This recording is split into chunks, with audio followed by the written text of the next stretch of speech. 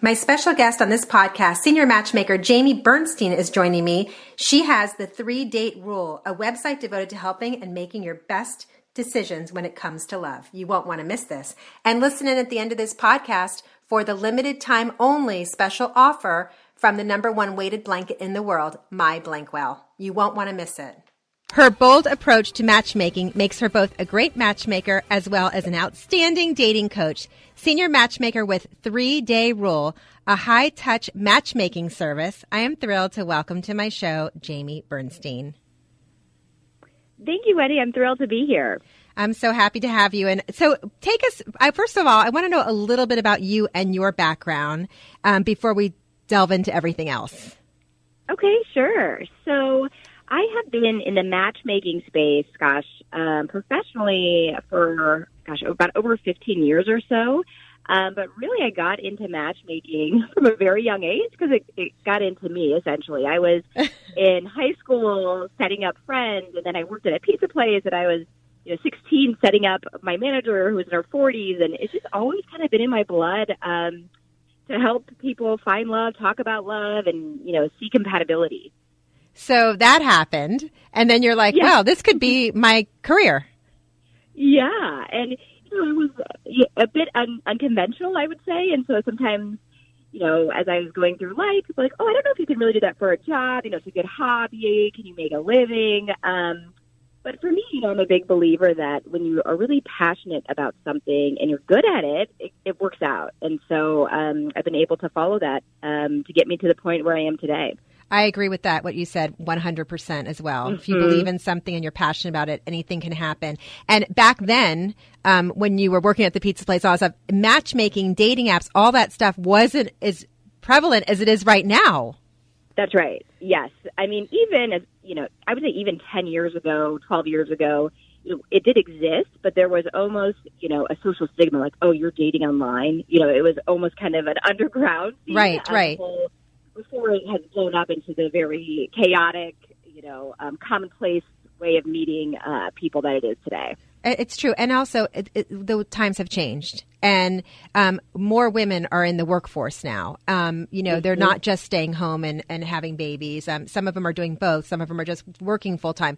And so there's no time to get out there and meet people. And it's very, very, very hard to date in this world. I think for the millennials, too, as well as the older people. It's hard. So tell us what, and I like the title, 3-Day Rule, a website devoted to helping you make the best decision when it comes to love. Tell us about that. Yeah, so 3-Day Rule matchmaking is really about helping people date smarter, helping them really bring out their best version of themselves when dating, and kind of figuring out what really works for longevity. We are really helping clients. We're not in the business of the short-term scene. There's plenty of different apps and things for people who are kind of at that phase in their life looking for love.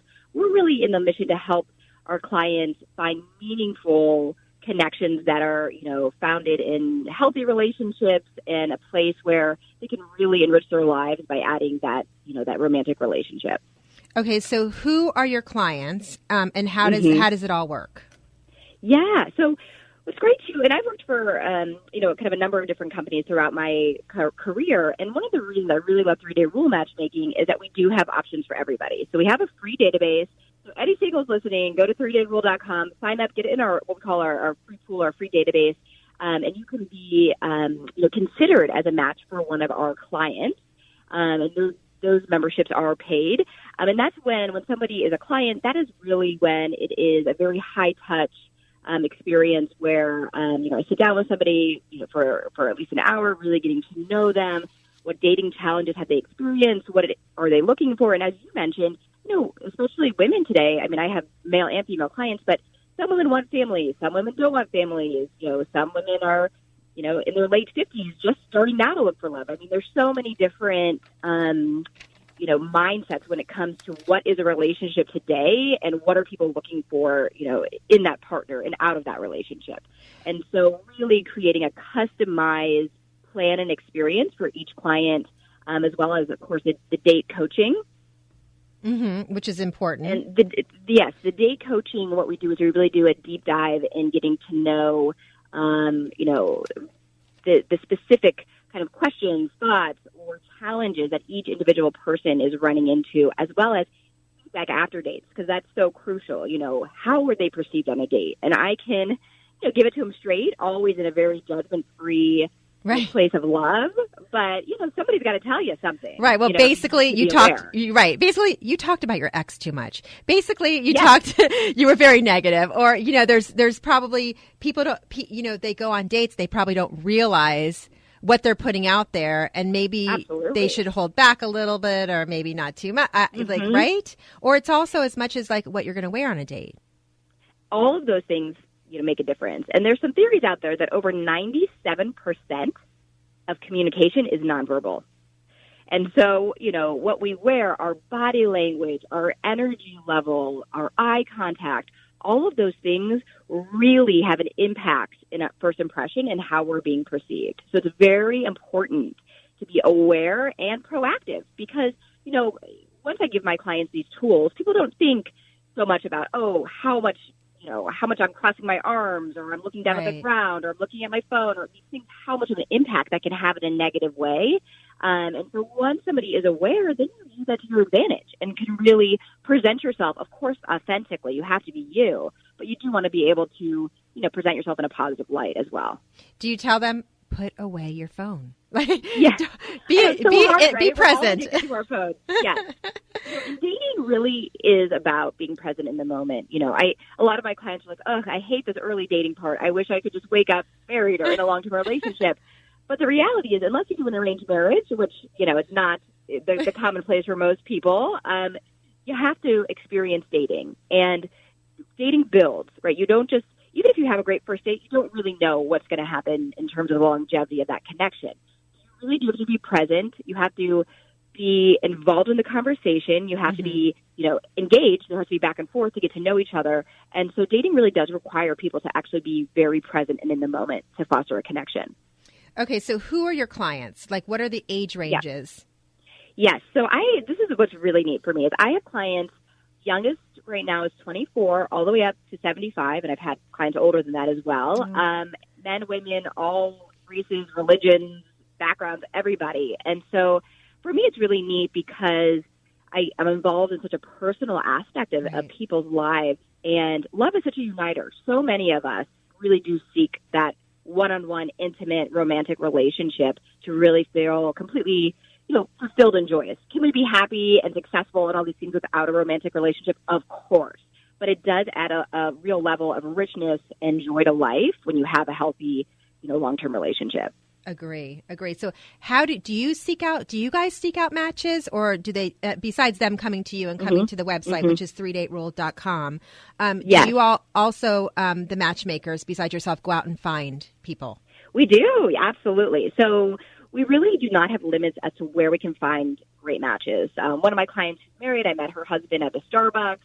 I have a preschool age son, so I've met matches for clients out and about, doing things with him at different kids functions. There's really nowhere that's off limits. And it's neat. I have a baseball hat that it says Matchmaker on it. And so I wear that, and then in the grocery store, people will say, "Oh my gosh, wait, is there a Matchmaker? What's that about?" And so for me, it's very exciting because I'm so involved in what I'm doing that there really is nowhere, the gym, anywhere is kind of an option for me to find a great fit for a client. I can't even imagine being you. Okay, so I'm you, I'm out, and I'm wearing my matchmaker hat, and everyone's searching for love. Let's be honest. Everyone searches for that one true love, or, their second love, or love at first, whatever it is, and they walk up to you and they're like, "Oh my God, set me up."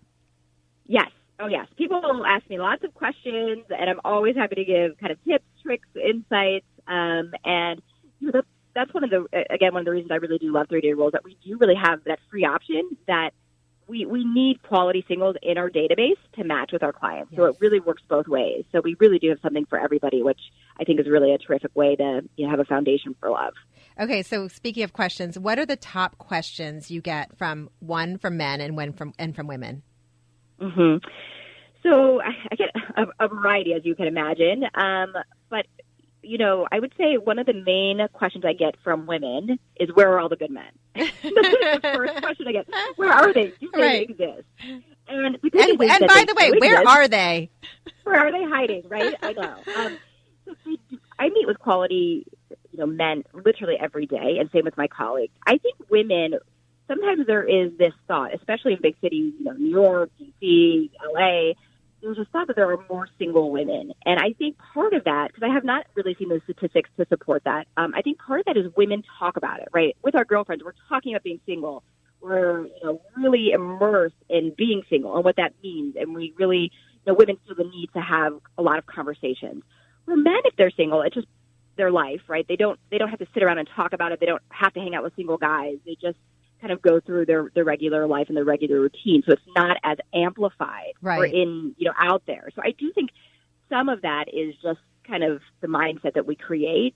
And so the good news is that they do exist. I tell single women, that are working with me, of course, I'm helping them finding quality matches and doing the vetting in the background, but also have to let people know, let your coworkers know that you're single and you're open to being set up.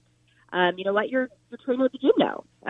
Let your sister's friend know. Let people know that you're open, because it can be a little bit awkward for people to set people up if they don't know if they're really interested in that or open to that. So I always tell people to really be open about it and let people know that you're excited to meet any potential matches that they might have. I have an idea for 3-day rule. Ready? You can have hats made. I'm single. I'm available. Besides matchmaking, can give them out to people. Imagine that. People with hats everywhere. That would be great. So they wouldn't have to ask any questions, right? That's right. Have to be worried about approaching people. It's a great idea. Okay, so what is the top questions that men ask you? So I would say it's about age. Men, when they're looking for a potential suitor, they'll ask, is it appropriate for me to go younger? Should I go older? Especially if they are looking, if they're at an age where they're thinking about having a family, how age plays into that. And that's something I think more of a modern issue, because, women in their mid-30s are still very young, maybe just getting settled in their career, finishing schooling programs. And so fertility has been, I would say, a surprise aspect of matching that I've had to think about over, I would say more in the recent years. Interesting. Very interesting. It is interesting. The whole fertility industry is interesting. It's really grown exponentially. Are you very serious with your clients okay, so let's just give an example that there's a 60-year-old man and he's like, I want a 25-year-old. And maybe that works for some. But you obviously you get to know them very well, and you kind of, have their backgrounds. And so do you very honestly say, listen, that's just not going to happen? Mm-hmm. So depending on the situation, I do have to get very honest. And what I tell my clients is there's nothing wrong, in my view, with being picky or selective, right? I mean, this is a person you get to pick to create a life with, but there is a problem with being unrealistic, right? If you're wanting so many things that you're not bringing to the table, generally that's going to be a challenge. If you look at, I'm kind of always reading about longevity of relationships and Census Bureau data and all kinds of things. And the reality is, for marriage, most people end up with somebody very similar in a lot of backgrounds. It's just kind of human nature. And so, if you're somebody who lives, you're a couch potato, you're not very active, and you don't like to do things outside of work, and, you're kind of maybe boring or whatever it is, but you want somebody who's very active and engaging and doing all these things, then maybe you should kind of first take a look at yourself and say, if I want that, I need to bring those things. Right. And so I think people need to realize that for a long term, I mean, short term, a lot of things can work, but for long term, if you're going to be hiking every weekend, you want somebody who's going to be up for that or has the energy to do that. Right. And so that can be reflected, of course, in our physique as well, but it's more about lifestyle, things of that. So being able to see that there needs to be kind of an equivalent return on what you're bringing to the table. If you just I'm talking to Jaime Bernstein. She is the senior matchmaker for 3-Day Rule Matchmaking. It's a high-touch matchmaking service. What are your do's and don'ts for dating? So number one do is being open-minded to date outside your comfort zone. So what I mean by that is don't get pigeonholed in, for example, women often get caught up, I need him to be 6 feet tall. If you are dating online, which many daters are today, change that a little bit. say, you know what, I'm going to look at guys that are 5'9" and above, or whatever it is. And all of a sudden you will see a whole new world of potential candidates that are really, quality